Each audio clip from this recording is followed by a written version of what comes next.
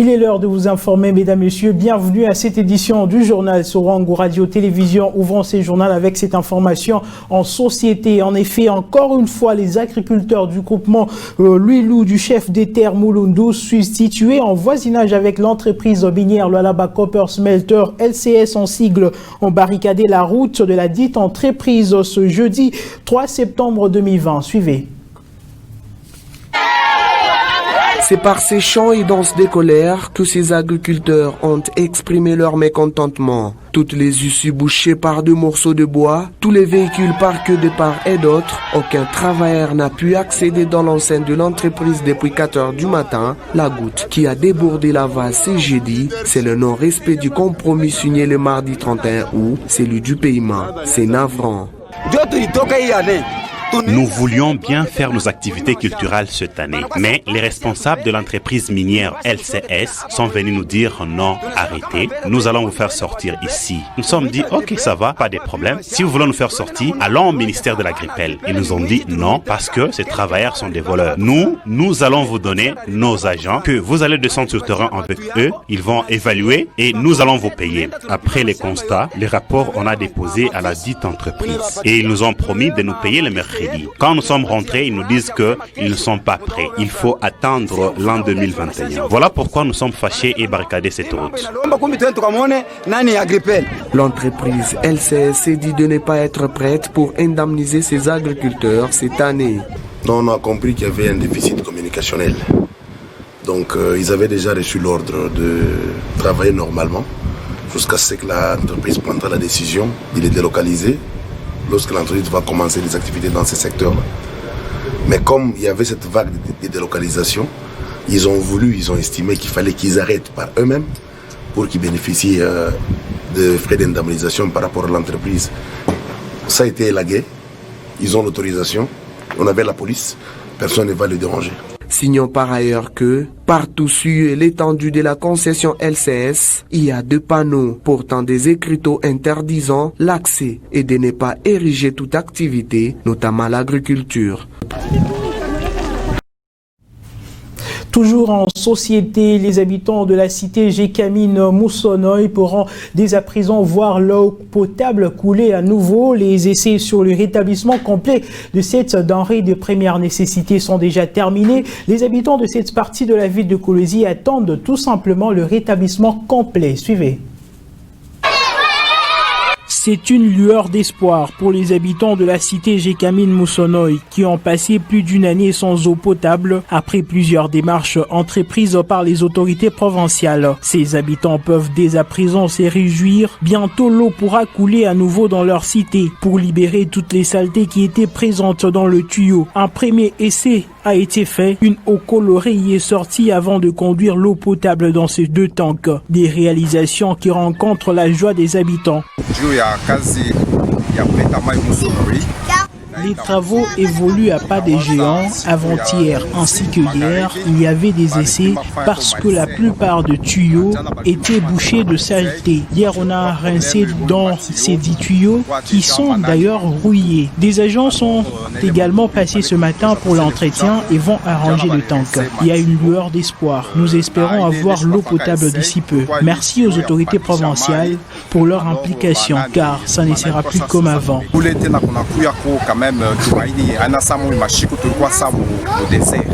Dans chaque cellule de cette cité, des points de distribution y seront construits. Ces centres permettront de desservir tout le ménage de la cité Gécamine Moussonoy. Et en infrastructure, tout le monde en a parlé, que ce soit sur le média ou soit dans de ménage. C'est l'état que présentait le marché Moutia Boulouma sur tous les avenues environnantes. Début de travaux de réhabilitation des avenues Kasaï, Kapanga et Kilashi au quartier Mununga dans la commune de Manika. Constat fait par Patient Kabamba. Dans les soucis de doter à son entité des infrastructures adéquates, la commune de Manika a initié quelques travaux de réhabilitation des avenues Kelachi, Kapanga et Kasaï, chose qui n'a pas laissé indifférent les habitants de ces coins. Nous disons vraiment merci aux autorités parce qu'ils ont songé à réhabiliter ces avenues. Nous disons merci aux autorités parce qu'ils ont songé à réhabiliter ces avenues. Jadis, pour marcher, c'était un peu très compliqué. Je pense qu'actuellement, nous allons commencer à marcher les premiers. En tout cas, cette réhabilitation est un offre de soulagement pour nous. Parce qu'à l'époque, pour marcher ici, il fallait seulement porter des bottes, surtout pendant la période pluvieuse. Nous disons encore une fois merci.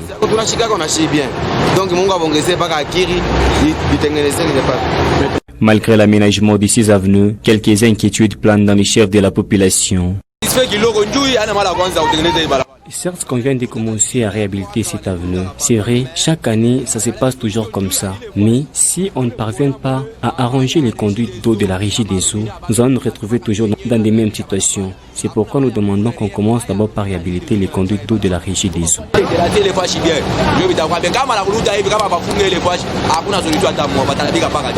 Pour rappel, le quartier Munuka a toujours été l'épicentre des choléra dans la ville de Kolwezi. Et cette réhabilitation permettra à cette population d'être épargnée des maladies des mains sales.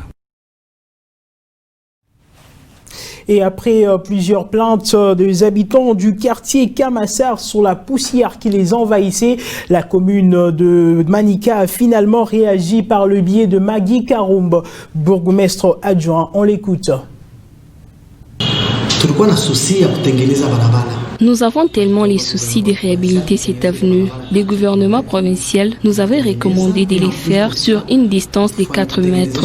En plus de cela, s'ajoutent les travaux de réhabilitation du pont. Première phase des travaux routiers sont déjà achevés. À ce qui concerne les ponts, des travaux sont en cours pour faciliter les passages.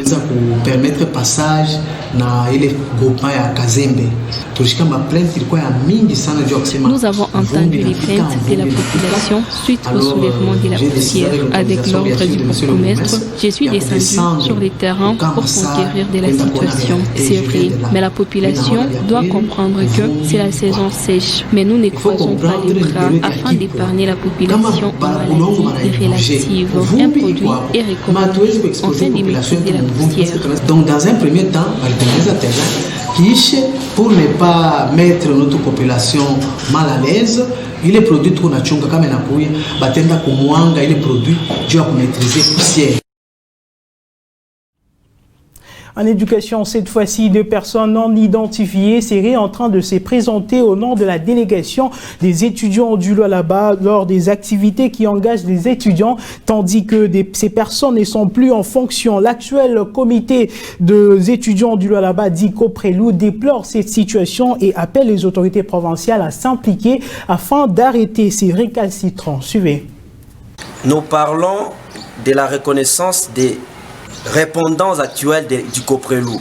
C'est-à-dire, avant, il y avait d'autres délégués qui sont déjà partis, mais actuellement, il y a d'autres répondants des étudiants qui doivent être reconnus au niveau provincial. C'est-à-dire, ils ne sont pas reconnus. Alors, certaines personnes, parmi ces, disons, les anciens, se font passer jusqu'à ce jour pour des répondants, alors ils ne le sont pas. Alors, nous voudrions assez que la nouvelle équipe qui dirige le Coprelou soit identifié, reconnu.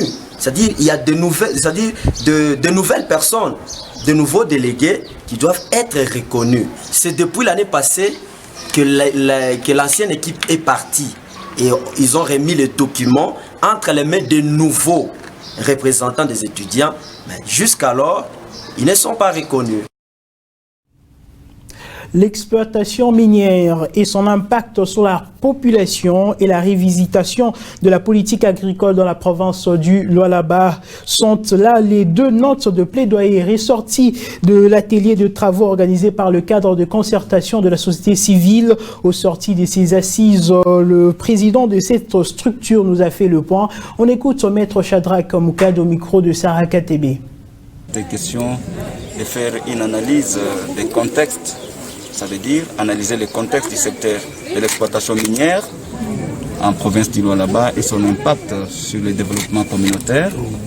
Il était également question d'analyser la politique provinciale dans le secteur agricole. Nous avons dans cette analyse fait un tableau sur les problèmes, les causes et enfin nous avons proposé des pistes de solutions comme recommandation pour que notre population trouve son compte, notamment dans le secteur agricole. Vous avez entendu des recommandations. Aujourd'hui, nous avons une population qui ne trouve pas, qui n'a pas un accès favorable aux terres arables. Et nous avons donné des propositions. Il faudrait que les cadastres miniers collaborent avec les cadastres agricoles pour qu'on puisse déterminer les terres arables, des terres qui sont exclusivement reconnues aux agriculteurs. Parce que quand vous allez dans les territoires des Muchacha, dans les territoires des Lubudi, surtout l'environnement immédiat de la ville de Kolwezi, tout est concession minière. Ça empêche que notre population fasse l'agriculture. Et pourtant, le gouvernement est en train de promouvoir, de programmer ou de plébisciter l'agriculture comme un des piliers du développement de la province. Mais où est-ce qu'on va faire cette agriculture si les miniers occupent tous les terrains? Nous pensons qu'il faut mener des plaidoyers, qu'on puisse déterminer, qu'on doit penser que quand on fait les mines, mais le manger c'est une priorité des priorités.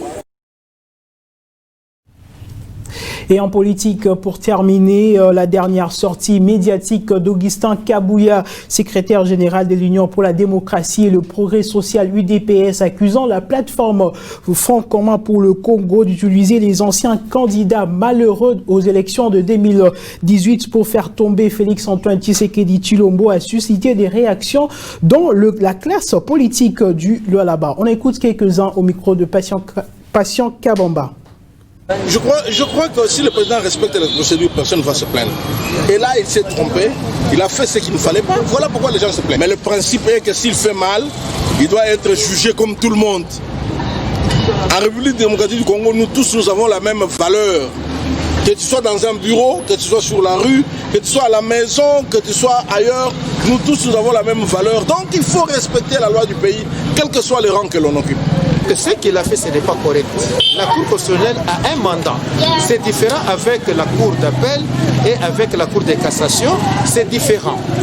Mais si vous voyez ce qu'il a fait, c'est anormal. Parce que le mandat de la Cour constitutionnelle devrait se terminer en avril 2021. Et le choix est comment? Il y a 3 juges qui sont nommés, qui sont présentés par le président de la République, 3 juges par l'Assemblée nationale et 3 juges par la magistrature. La haute cour de la magistrature.